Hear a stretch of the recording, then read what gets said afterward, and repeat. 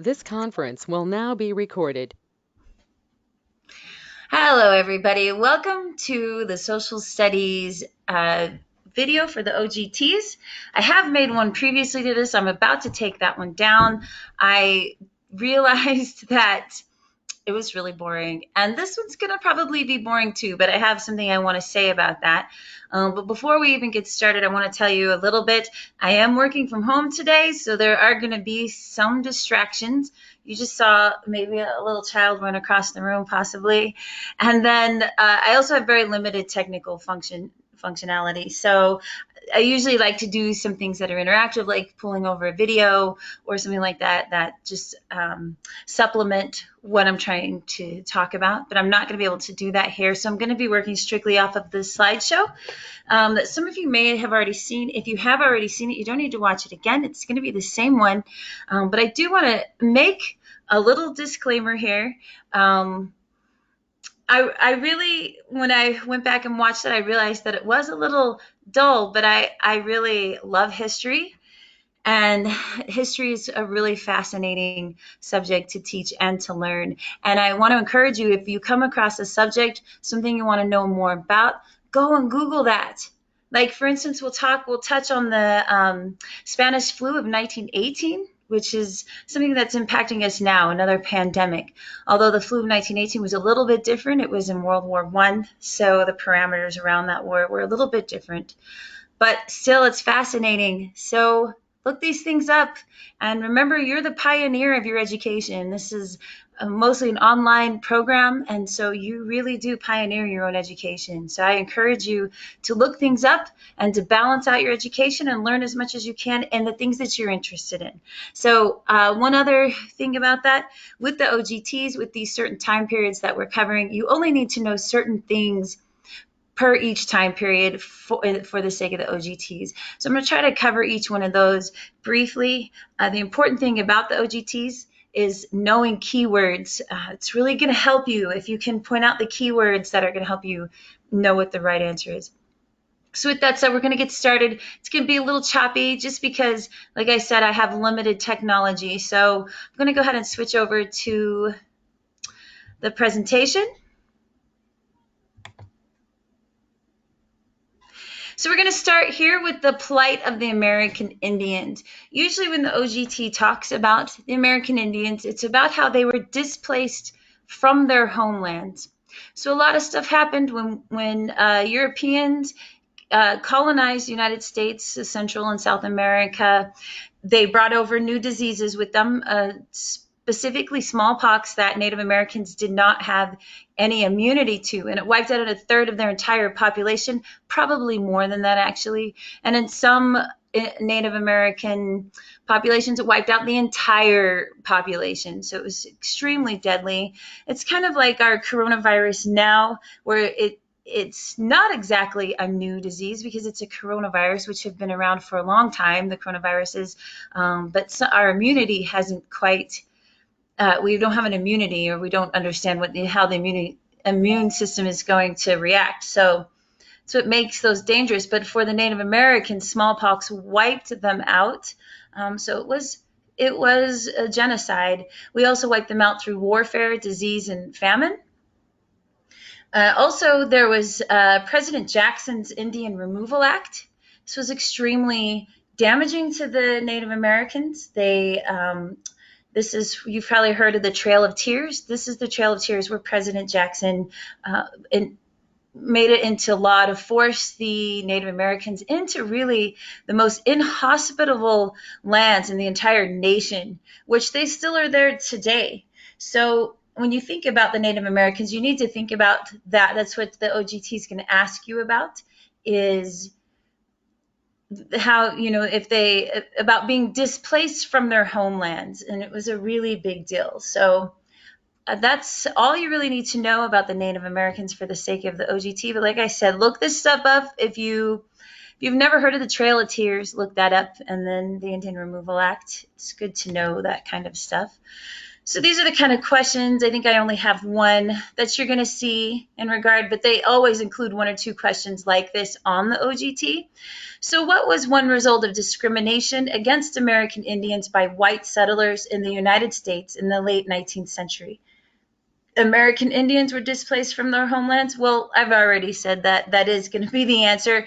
But let's look at these other answers, because part of the OGTs is learning how the OGTs try to trick you. So American Indians were forced to maintain their cultural heritage. Actually, they were stripped from their cultural heritage. American Indians were prevented from trading with European settlers. Just false. American Indians were persecuted for killing buffalo in the Great Plains. No. It is American Indians were displaced from their homelands. But when you read through these answers on the social studies test, usually the rest of the answers are pretty bogus, and then they have the right one. So if you have a little bit of knowledge on what you're reading, you should do really well. We're going to jump right away into the Enlightenment. They always talk a little bit about the Enlightenment. Enlightenment's really important because it was a pivotal point for the American Revolution. And so the American Revolution was actually, so the Enlightenment is it questioned traditional authority and monarchy, and it really embraced the human potential. So it was all about the individual, that individuals have rights, individuals have power. There were several philosophers, essays, and books, and this was a burst of scientific discovery. It moved away from religion and monarchy, and asked rational questions about, why is a monarchy, why do they rule us, why do the people not have a right. The keywords that you're going to see on the OGT is about the natural rights of man. They believed that man did have their natural rights, and that monarchies and authorities like dictatorships really squashed the natural rights of man. So the Enlightenment did inspire the American Revolution. So how do you think that inspired people in America? We were under the rule of England, right? King George. And so we were tired of working really hard and then handing over money and paying tariffs and being answerable to King George and to England. And so finally, because of the rights of man and the natural rights of man, Americans decided to fight back, and hence the American Revolution.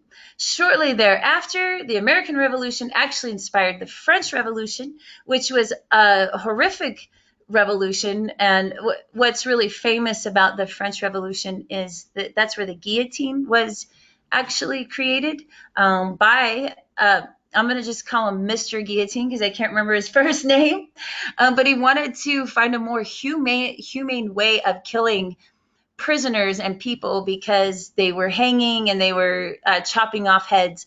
And so he thought that the guillotine, or not chopping off heads, but just hanging, and they didn't really, their methods of execution were extremely humane. So this guy wanted to find a better way to hand out executions. And actually, there were thousands of people executed in the French Revolution for trying to fight the monarchy. You might have heard of Marie Antoinette. She was a part of that monarchy at the time of the French Revolution. And so she was removed from power along with her husband, Louis XIV. Let me think of what else I can tell you about that.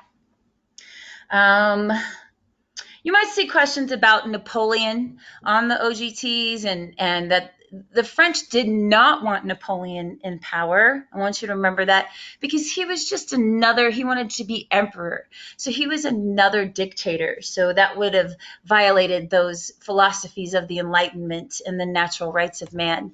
So here's some things, just some of the things you need to know. The French Revolution that I talked about, the American Revolution, and how they kind of inspired each other. Some of the famous philosophers are John Locke, Rousseau, Thomas Jefferson, Voltaire, and the natural rights of man. So let me give you some examples of what you're going to see. Enlightenment philosophers such as John Locke and Jean-Jacques Rousseau wrote that the relationship between citizens and their government was a social contract. Which statement describes the impact of the idea of government as a social contract on the French Revolution in 1789? The king granted women the right to vote. French citizens claimed their natural rights. The king raised taxes to pay off the public debt, or French citizens supported the king against the nobles. Again, one of your keywords you might want to write down the Enlightenment is the natural rights of man. That answer is B. But let's go over these other answers so you can just I want you to learn how to detect when the OGTs or how the OGTs are trying to trick you. The king granted women the right to vote. That's absolutely not true in any way. And the part of the Enlightenment was just to dismantle absolute monarchy in the first place. So they didn't really care what the king was doing. The king raised taxes to pay off the public debt. Again, that might seem like something that's beneficial to the public, but it's about the king having power. French citizens supported the king against the nobles. Again, the French citizens didn't care who the king supported and absolutely did not support him. What was one idea that the leaders of the American Revolution shared with Enlightenment thinkers? Colonies exist to provide raw materials and markets for mother countries. The people have the right to overthrow their government if it abuses its powers. Governments may restrict freedom of speech and of the press during times of crisis, or factories and businesses should be owned by the government rather than by individuals. So take a second to look at that.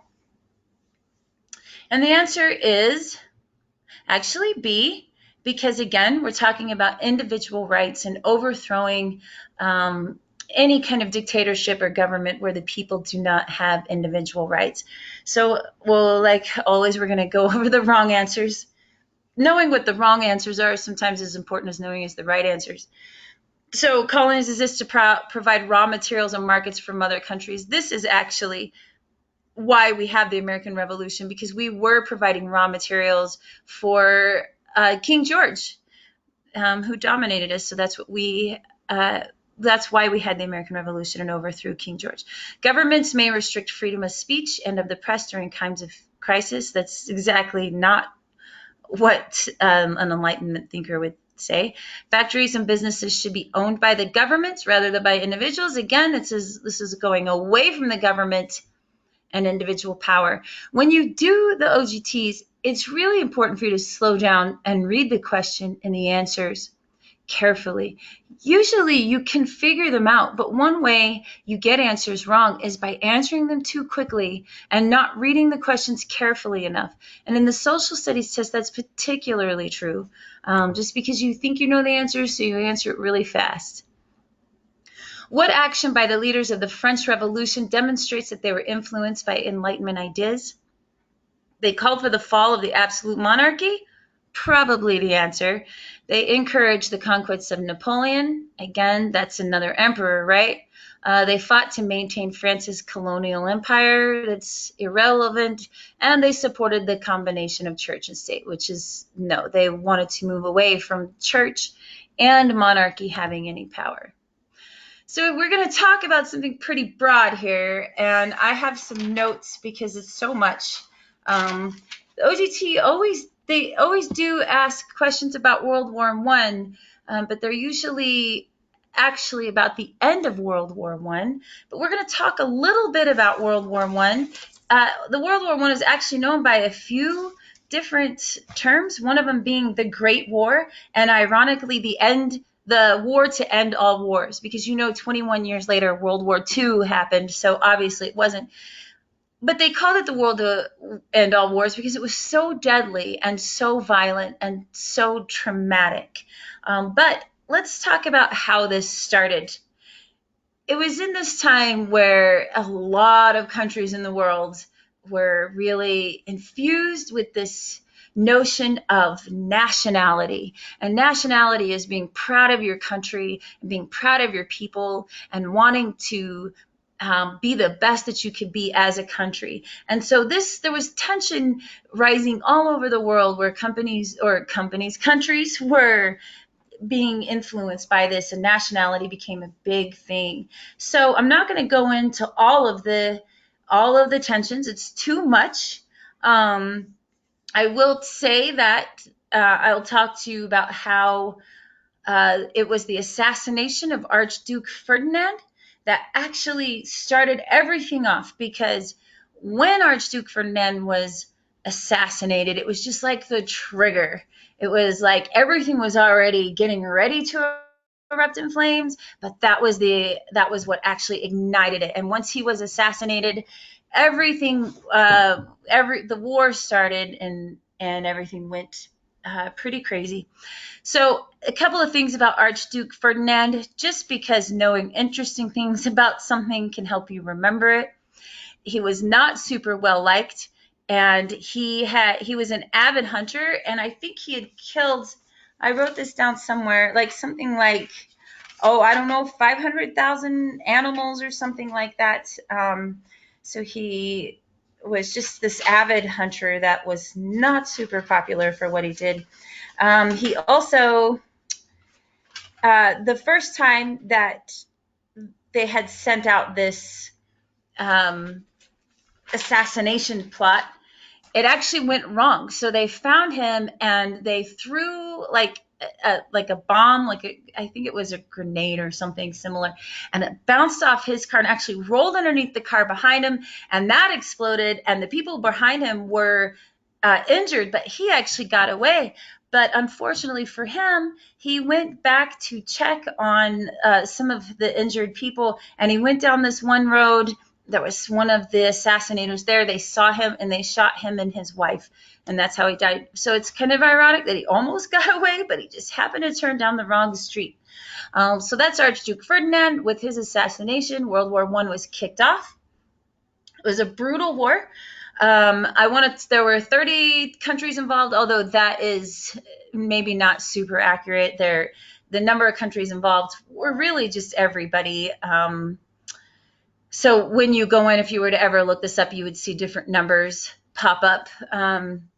It was just a world war, a really big. Let's see. Let me see here. Let me look at my notes real quick. I want to talk about the kind of the more interesting thing here. I want to talk a little bit about trench warfare. So World War I is really known for the trench warfare, which was absolutely deadly and devastating. So Germany and France were the two of the main contenders, and anyway, they built these trenches that went all the way. They were hundreds of miles long, and the soldiers would fight from within these trenches, and in between the trenches was what's called no man's land. And you never approach no man's land because you would be bombed to death. So literally, it was a stalemate. So they were fighting between within the trenches across no man's land, and nobody ever made progress. But people were just dying in droves, and life in the trenches was really awful. There's something called trench foot, where because the trenches were like muddy and super unhealthy and sanitary, their feet would rot. That's what trench foot is. There was also tons and tons of disease. Their trenches were really well known for the rats that populated them. They were huge. They would eat you. They would eat your face when you were asleep. It was really traumatic. But actually, one of the most traumatic things about trench warfare was when the Spanish flu hit in 1918, and it killed those soldiers in droves because they were impacted tightly within these trenches and like no escape. So like we're going through the quarantine now where we have social distancing, none of that was happening in the trenches. So more people died from the Spanish flu than what died in as soldiers of war, just because they didn't have any. There were broken governments. They didn't know much about viruses and how to stop it. So it was very, very deadly, unlike ours today, where we do have a lot of things into place. So it could be so much worse. So let's see what else I have here. Important things to know. World War I warfare had changed by this time. before you know, you've seen the movies where you'd have the soldiers line up and march in formation, and you'd have this gun warfare and infantry. Well, things changed because of because of machines. So number one, you have the machine guns that fired between 450 and 600 rounds a minute. So imagine you're in a formation and you have a machine gun at you, 450 to 600 rounds a minute, just utter devastation. Also, you actually what ended another thing that ended World War One were tanks. So this was the invention of tanks, and that was they just were able to move over the trenches and the mud, and they just provide like this. It was just a deadly machine at the time, even though they only go like 3 miles per hour or something staggeringly terrible like that. But the tanks really ended up um, breaking up the war. But I really want to talk about more about the end of that war, because when you do the OGTs, they're going to ask you more about what happened at the end of that war. And it's pretty important because it's exactly what initiated World War II. The most important thing is this Treaty of Versailles. So the Treaty of Versailles was very cruel to the Germans. They blamed the entire war on the Germans. They made Germany pay war reparations, which is money. So they asked them to pay just an outrageous amount of money. And they also disarmed Germany. So they took away their armies, they took away their military, and they took away Germany's land. So not only the land that they had won during World War One, but also their colonies, like in Africa, and some of the land that they had before the war had even started. So this left Germany feeling extremely resentful. And not only that, they had to pay back all this money, which ultimately was the demise of this right here, which is the Weimar Republic.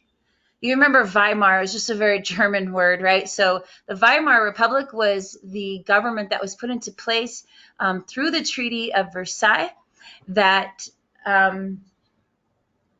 that failed because of the economic burden of having to pay back all this money. So what do you think happened? You had this uprising of Nazi Germany because they were very resentful towards the Treaty of Versailles. One of the other things the Treaty of Versailles did that I forgot to mention, and probably one of the worst things for Germany, was it forced the Germans to take responsibility for the war. So they had to like verbally express that they were responsible for the war. So this actually caused a lot of resentment. So when you see the Treaty of Versailles on the OGT and you see the word resentment in the question and or the answer, you know they're talking about the Treaty of Versailles. That is how Hitler gained his power, was through using that German resentment towards the Treaty of Versailles. So this is really what you need to know about World War One. They're not going to ask you a whole lot more than that. I do want to point out that this was between 1914 and 1918. And what is this? The Spanish flu of 1918. The Spanish flu is part of the reason why World War One ended, because so many people were dying of the flu, and things just felt like too much at the time. So here's a good example of a kind of question you'll see about the Treaty of Versailles. Maybe I just gave you the answer, but let's just do this. In 1923, Adolf Hitler, the future leader of Nazi Germany, declared, "The day must come when a German government shall summon up the courage to declare to the foreign powers, the Treaty of Versailles is founded on a monstrous lie. We fulfill nothing more. Do what you will. If you want battle, look for it." This excerpt helps support which thesis? Hitler believed the League of Nations would help Germany. Hitler believed Germany was responsible for starting World War I. Hitler used German resentment towards the Treaty of Versailles to gain power. Or Hitler wanted the World War I allies to live up to what they promised in the Treaty of Versailles. Well, remember what I said. If you see the word resentment, it's going to be about the Treaty of Versailles. And I've seen that several times on the practice OGTs, how these two words are directly related to each other. Now, if you see the word resentment towards, well, we'll talk about that in the next question. I don't want to confuse you right now. Just resentment in the Treaty of Versailles. But let's go over the wrong answers. I do want to point out that it was the League of Nations that drafted the Treaty of Versailles, and it was a form of world government at the time. Is a good way to describe the League of Nations, from the winners of the war. So they drafted the Treaty of Versailles, and they're the ones that forced that upon Germany to end the war. So did Hitler believe the League of Nations would help Germany? Heck, no, he didn't. They did the exact opposite of that. Hitler believed Germany was responsible for starting World War I. You know that's not true. They had a hard time even accepting that on the Treaty of Versailles, but everybody wanted the war to end. Hitler wanted the World War I allies to live up to what they promised to the Treaty of Versailles? Absolutely not, because there was nothing about the Treaty of Versailles that was in Germany's favor. Okay, so it is the resentment towards the Treaty of Versailles. Just remember that these two words are connected. Write that down. Okay, and also write down Treaty of Versailles and the League of Nations, and write a little bit about that down. And if you don't remember what I said about them, I want you to go in and I want you to Google them. They're just important concepts you need to know for the OGTs. As a result of the Versailles Treaty, Germany lost its overseas colonies in Africa. How did the loss of these colonies contribute to the outbreak of World War I? Without Germany as a competitor for colonies, Britain and France put little effort into rebuilding their navies. The Nazis exploited German resentment of their colonial losses by engaging in territorial expansion in Europe. Rivalries between Britain and France for territory in Africa prevented these countries from taking action to stop aggression in Europe. Or the United States ignored Germany's military buildup because Germany was not likely to become powerful without raw materials from its former African colonies. I'll give you a second to look at that. So the answer is B. Again, we have this word resentment here. You're going to see a lot of German resentment when you talk about World War I and World War II. So this contributed to the outbreak of World War II because they were resentful that they had lost all that land. Remember I told you about that. So what did they do? They went in World War II and they invaded Poland. And I'm about to talk to you a little bit more about that right now. Oh, well, just kidding. We got one more question. I'm just trying to keep you on your toes. The Weimar Republic was established in Germany following World War I.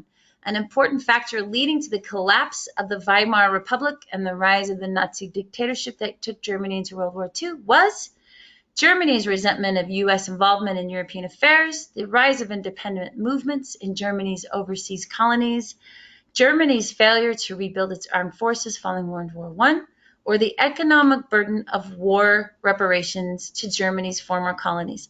I actually intentionally put this question on here because I don't want you to be tricked, because I told you this word resentment's a big deal, and it is when you're talking about the Treaty of Versailles. But when you're talking about the Weimar Republic, you're talking about that economic burden of war payments. That's why the Weimar Republic failed. So be careful with that one. Just know resentment's tied to Treaty of Versailles, but Weimar Republic is about economic burden. Now we're going to talk about World War II. So I've explained to you the Treaty of Versailles. You can kind of see where this is headed, right? So the Germans were very resentful. They were getting angry. So the Nazi Party and Hitler in particular made speeches and propaganda to incite the Germans to war. There were things called beer halls where Hitler would give speeches to get people worked up. And he would say things like, I'll get you jobs, I'll get you out of debt, I'll get you bread, let's fight. And that is what initiated the World War II. So I'm going to change my page here. I have notes here so I don't forget anything. So you've heard of the Third Reich. That's the Nazi power. They did believe that they were superior and that they were blessed. So that was part of it too. It was just this egomania. So, and that was a lot of Hitler is what you would call an egomaniac. But what made World War II uh, important? None of these countries wanted to go back to war, right? There was so much loss and devastation and infrastructure damage in World War One. Nobody wanted to, except for Germany, because they had lost so much. And so Germany actually, what happened in World War II was they were building their armies, and everybody just kind of ignored them. The League of Nations, everyone was just like, they're never going to make it. They didn't actually they let Germany get away with a lot. Maybe it was because they felt bad about how harsh the Treaty of Versailles was, but at any rate, Germany was able to rebuild its army. And when they went to war in World War II, they used what's called blitzkrieg tactics. If you're interested at all in warfare, you should look up blitzkrieg. It's a kind of war strategy. And at the time, the Germans seemed unstoppable. The blitzkrieg is a very fast moving, unstoppable kind of attack where they used air power followed by ground troops.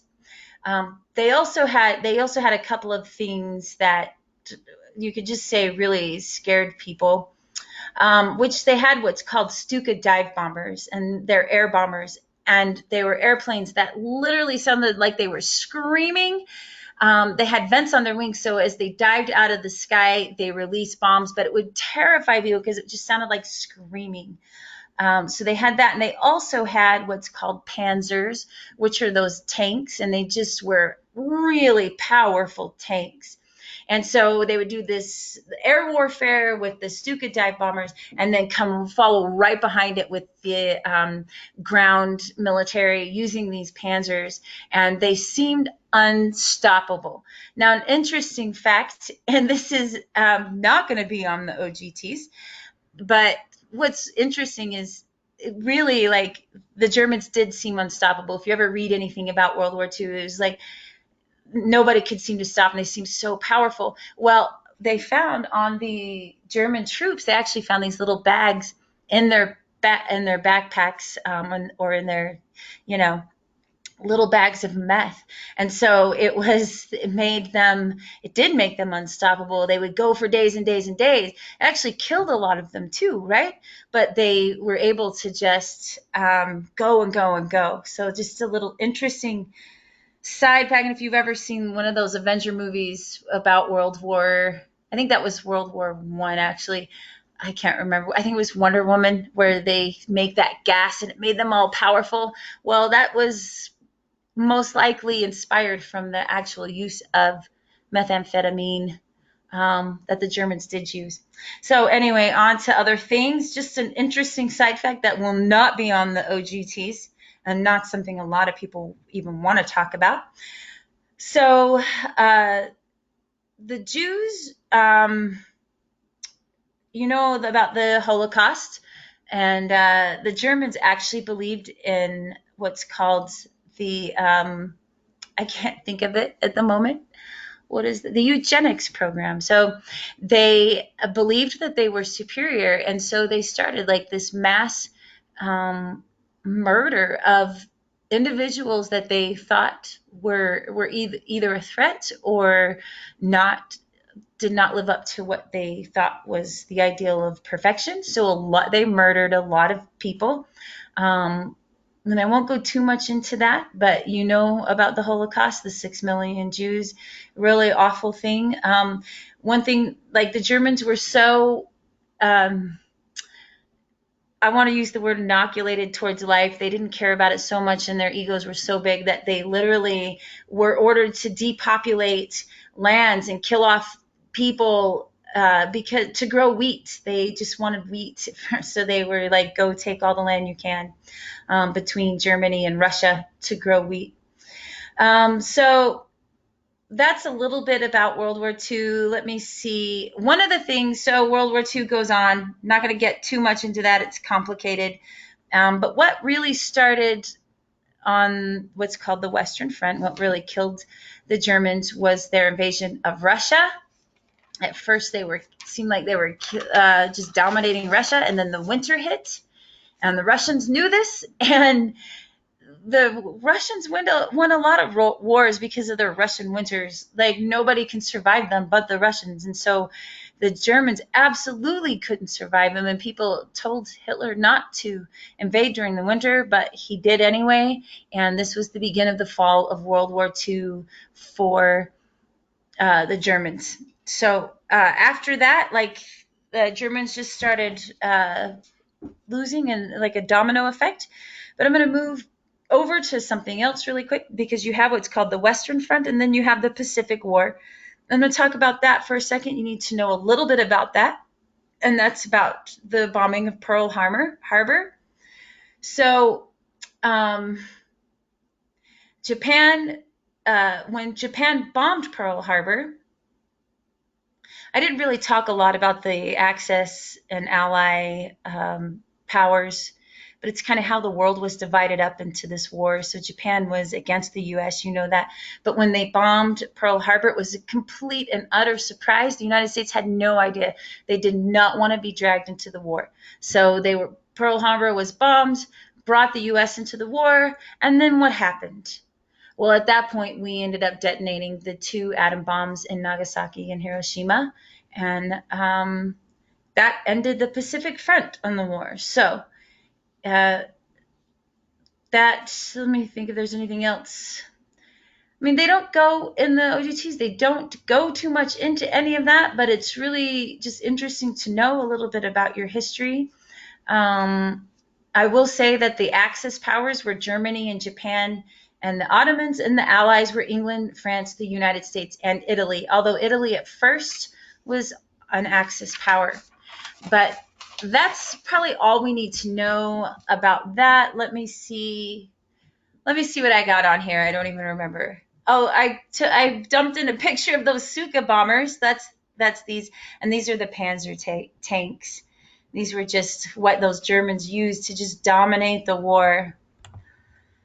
So, during World War II, Japanese Americans were relocated from their homes on the west coast of the United States to internment camps in the U.S. interior.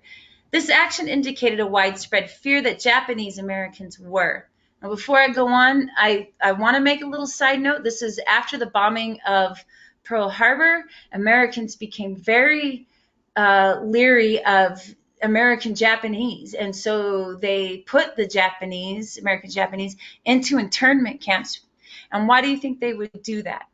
Well, they were afraid of being betrayed by them. And there was a lot of anger towards the Japanese at that time because of that bombing. So they put them into the camps. And there's usually a couple of questions about that. And one of the questions is, was that ethical for them to do that? And that's something just for you to think about, because you're violating individual rights, but you also got to think about the security of the nation. So, all right. So this action indicated a widespread fear that Japanese Americans were a threat to national security, members of the Communist Party, competitors for jobs in wartime factories, or immigrating to the United States in large numbers. And that is, of course, a threat to national security. We don't need to go over the rest. Britain and France suffered heavy casualties during World War I. Because of this, when faced with Axis expansion before World War II, these countries were unwilling to take actions that might start another war, prepared to use military intervention whenever necessary, dependent on the United States to intervene in an international crisis, or reluctant to call upon the League of Nations to settle disputes. I want you to look over that for a second. I did bring this up briefly, and that is that nobody wanted war. Like, here's your clue to what the answer is. Britain and France suffered heavy casualties, so they were unwilling to take actions that might start another war. They did not want that other war. They had heavy devastations the first time, but of course they were forced into war. Historians often cite the harshness of the Treaty of Versailles on Germany as a primary cause of the eventual outbreak of World War II. Summarize 2 provisions of the Treaty of Versailles relating to Germany and discuss how each helped lead to World War II. So we talked a lot about this already. So 2 provisions. Let's talk about the economic reparations, which was the payments to the League of Nations, how that it put such an economic burden on Germany. It was impossible for them to not only thrive, but to survive. And so it made the German people very, very angry. Another provision, I would say a big one too, would be forcing the Germans to accept responsibility for the war. They didn't feel it was all their fault. Everybody, remember, at the World War One was just on edge to go to war. So that they took them a lot of pride that created that resentment in the end.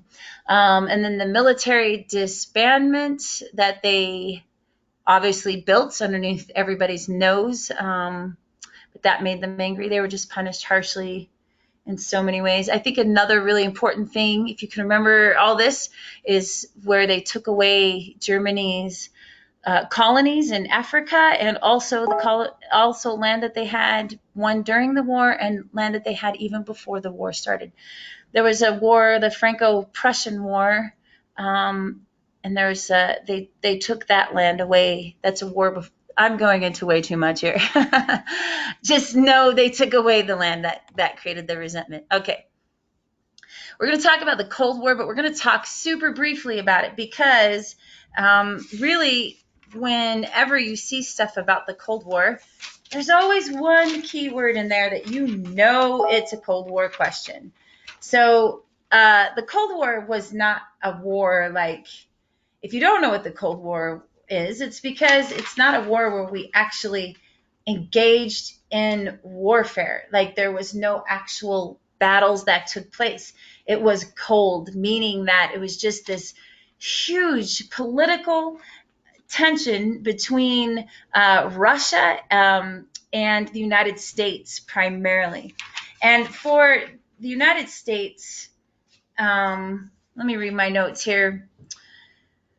Yeah, there's a lot here. We don't need to know all of that. Really, you just need to know that it was the fear of the spread of communism for the United States. So anytime there was any kind of uh, spread of communism in other countries, the United States immediately got involved. This is your Vietnam War. This is your Korean War. They really were afraid of the spread of communism. And this Cold War led to a few famous things like the Cuban Missile Crisis. I'll just really briefly go over this. This is where Cuba, who was a communist country and supported by Russia, had missiles pointing at the United States. And actually, it was like literally a countdown. They were going to detonate and send those missiles to the United States. But right at the last minute, the political parties in the United States and the Soviet Union actually stopped it because nobody really wanted that, right? That we have atom bombs, so it would have started a World War III that probably would have decimated our planet. So that was the Cuban Missile Crisis. You had JF Kennedy, the Bay of Pigs, also regarding Cuba and communism. China, the United States refused to recognize China as communist until 1979. There was a lot of tensions in China and some of these other things. But really, whenever you see a question about communism, it's going to be related to the Cold War, and I'll give you some questions about that. The interesting thing is that did help the creation of NASA because the Soviet Union and the United States were such huge rivalries in every way that, and you've probably heard some about this, each wanted to be the first person to put somebody into space. And so this is where we have our creation of NASA. And actually, the Soviet Union won that. You've heard of Sputnik. And yeah, but that's where NASA comes from, was just those huge political tensions. During the years between 1945 and 1950, the period directly following World War II, the Soviet Union expanded its influence in Central and Eastern Europe. Describe two concerns the United States had about this expansion. For each concern, identify a related action taken by the United States to counter Soviet activities in Europe during this time period. So the two concerns about the expansion was that the United States was very afraid of communism. They didn't want it to spread. And so they definitely didn't want it to spread for economic reasons as well as political reasons. right? So let's identify a related action. Well, you guys have heard of the Berlin Wall, right? So in Eastern Europe, in Germany, you have the Berlin Wall, which you've heard of. On one side of the Berlin Wall was a communist government, and on the other side of the Berlin Wall was democratic. And so it's kind of crazy. You should probably look this up. It's really interesting. Is on the communist side, they had that very communistic infrastructure that's just blocks, not very creative. I mean, the communism isn't really well known for its art and ceremony. So it was, you have like, it just seems very dark and unceremonial on the communist side, and then the democratic side is just bustling with energy and people and color. And I don't know how much of that's propaganda and how much isn't, but you can look that up. But one thing that was for certain is that people on the communist side were very hungry, and they did have a much more poor economic output, and were really miserable. And so you could look that up, look up the Berlin Wall in Ronald Reagan. It's kind of interesting stuff. So yeah, that's some of the related actions that United States did to counter Soviet activities. There's a lot of political warfare, a lot of threats, and things like that. So at the end of World War II, Soviet armies liberated the countries of Eastern Europe from Nazi Germany. The occupation of these countries by the Soviet Union contributed to the development of the Cold War by, now I'm going to give you guys a trick here. Here's the word Cold War. You know the questions about Cold War. So I can tell you already that the answer is going to contain the word communism and the fear of communism. So let's read and see if I'm right. Contributing to the conflict in the Middle East, bringing about the reunification of Germany, strengthening the authority of the United Nations, or dividing Europe into communist and non-communist spheres. So the answer is D. It's about communism. Cold War will always be about communism and the fear of communism. Following World War II, the Soviet Union dominated the countries of Eastern Europe. 40 years later, the Soviet bloc disintegrated and the Soviet Union broke apart as well. These later events led to the struggles for political control in countries formerly under the control of the Soviet Union, the Chinese Communist Revolution, renewed conflict between Israel and its neighbors, or the dismantling of the NATO alliance. So take a second and read those over. Okay, so if you're looking at the Soviet bloc disintegrated and the Soviet Union breaking apart, well, those were a lot of little countries in there in Eastern Europe. So they all struggled for political control that were formerly under the control of the Soviet Union. They were kind of lost, right? So Soviet Union broke down, and so it was just this fight for power. So the answer is A. We're going to talk really briefly about the civil rights. Civil rights is an umbrella term for many varieties. Sorry about this misspelling, guys. I tried to catch all my spelling errors from the first time, but apparently I didn't. Of activism that sought to secure political and economic rights for African Americans. There's a few things you need to know about the civil rights. They usually have a question about the NAACP, which is the National Association for the Advancement of Colored Peoples. One thing about that is that's a much older institution than you'd think. They started in 1909, I believe. Founded in 1909. And if you go to their webpage now, you can kind of see what their issues are that they work with. They work with criminal justice, education, health, economic ability, media diversity, and federal advantages. So that is the NAACP. They really fight for the equality of people of color. And so you'll probably see a question about that. No, it's about equality. So in a previous video, I talked a little bit about Brown versus the Education versus the Board of Education.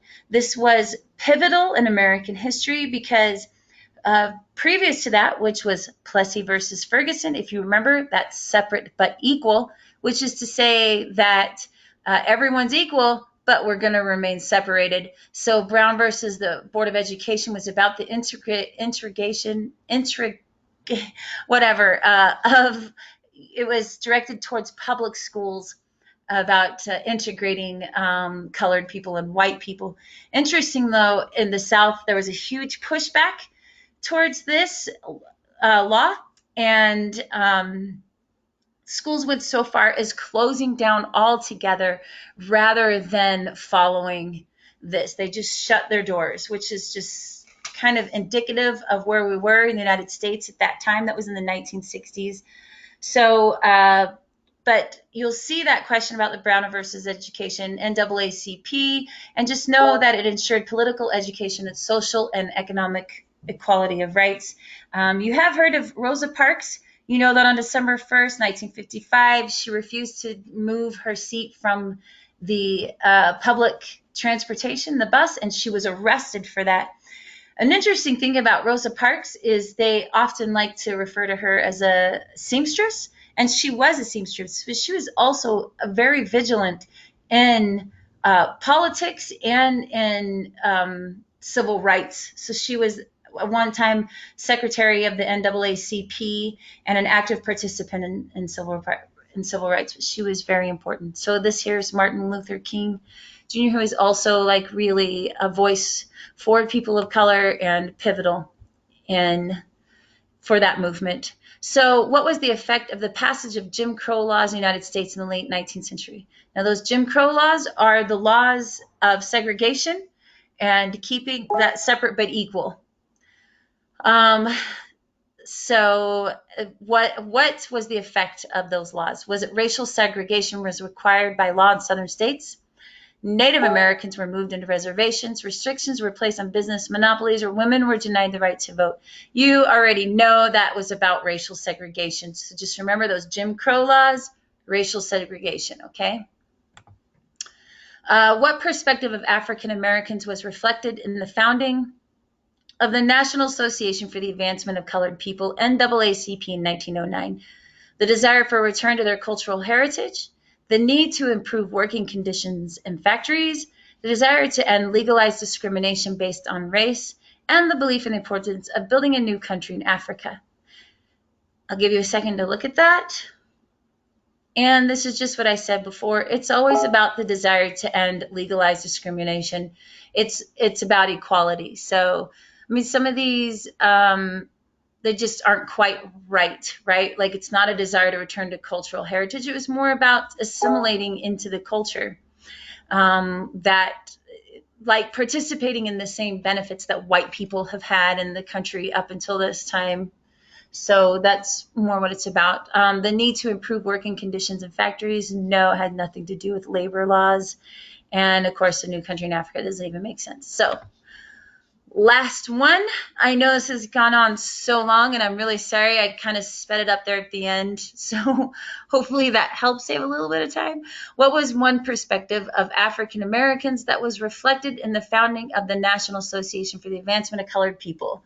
The desire to preserve cultural traditions, the desire to end racial discrimination, the belief that segregation was necessary to maintain social order, or the belief that collective bargaining would lead to higher incomes. Again, it's the desire to end racial discrimination.